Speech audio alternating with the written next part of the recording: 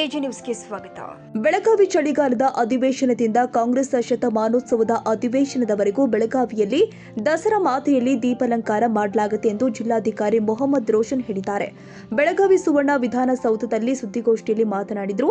December 9ರಿಂದ ನಡೆಯುವ ಚಳಿಗಾಲದ ಅಧಿವೇಶನದಿಂದ December 27 ತನಕ ನಡೆಯುವ ಕಾಂಗ್ರೆಸ್ ಅಧಿವೇಶನದವರೆಗೂ ಮೈಸೂರು ದಸರಾ ಮಾತೆಯಲ್ಲಿ ದೀಪಾಲಂಕಾರ ಮಾಡಲು ಸಿದ್ಧತೆ ಮಾಡಿದ್ದೀವಿ ಎಂದಿದ್ದಾರೆ. ಕಾರ್ಯಕ್ರಮ ಏನಿದೆ ಇದು 26, 27 ತಾರೀಕು ಮಾಡಬೇಕಂತ ಹೇಳಿ ಆ ಪ್ರೋಗ್ರಾಮ್ ಅಲ್ಲಿ ನಿಗದಿ ಮಾಡಲಾಗಿದೆ. ಈ ಸತಿ ಸಿಎಂ ಸಾಹೇಬ್ರು ಅವಾಗ ಏನ್ ಹೇಳಿದ್ರಂದ್ರೆ, ಸಿಎಂ ಸಾಹೇಬ್ರು ಡಿಸಿಎಂ ಸಾಹೇಬ್ರು, ನೀವು ದೀಪಾಲಂಕಾರ ಮಾಡ್ತೀರಿ, ಬರೇ 26, 27 ಮಾಡಬಾರ್ದು, 9ನೇ ತಾರೀಕಿಂದನೇ ಭಾಗಶಃ ಶುರು ಮಾಡಿಕೊಂಡು 20 ಅಧಿವೇಶನ ಟೈಮ್ ಇಂದ ಶುರು ಮಾಡಿ 26, 27 ತನಕ ಗ್ರ್ಯಾಂಡ್ ಫಿನಾಲೆ ದೀಪಾಲಂಕಾರ ಮೈಸೂರು ದಸರಾನು ಮೀರಿ ಮಾಡಬೇಕಂತ ಹೇಳಿ ನಮಗೆ ಅವರು ಆದೇಶ ನೀಡಿದ್ದಾರೆ.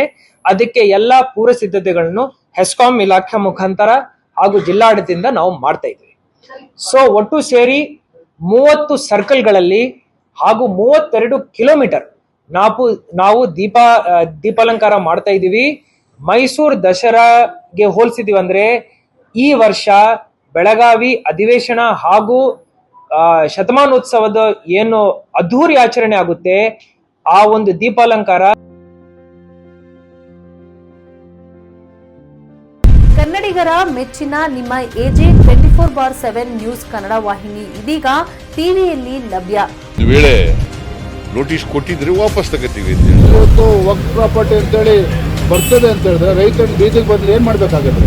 ಯಾರು ವೋಟ್ ಹಾಕಿಲ್ಲ ಅಂದ್ರೆ ಗ್ಯಾರಂಟಿನೆಲ್ಲ ಸ್ಟಾಪ್ ಮಾಡ್ಬಿಡ್ತೀವಿ.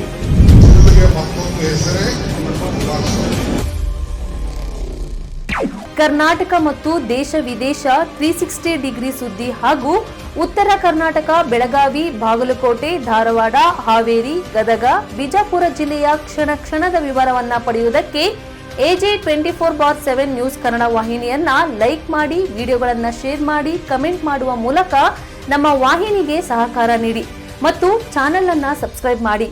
ಧನ್ಯವಾದಗಳು.